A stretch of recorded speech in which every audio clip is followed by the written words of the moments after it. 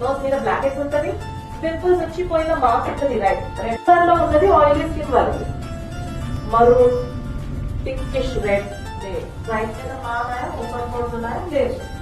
Dry skin.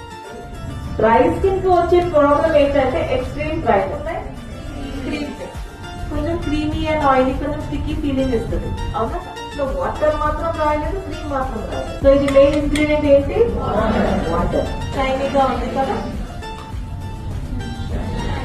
Four filler మనం నేర్చుకుంటాం. Brand గురించి కాదు. And teaching you creamy texture లో ఉన్న cream foundation, air brush foundation.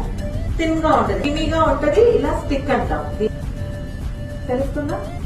కావాల్సిన సీరం, దాంట్లోనే ఫౌండేషన్ ఉంటుంది. అట్లాగా కవరేజ్ ఇస్తుందా?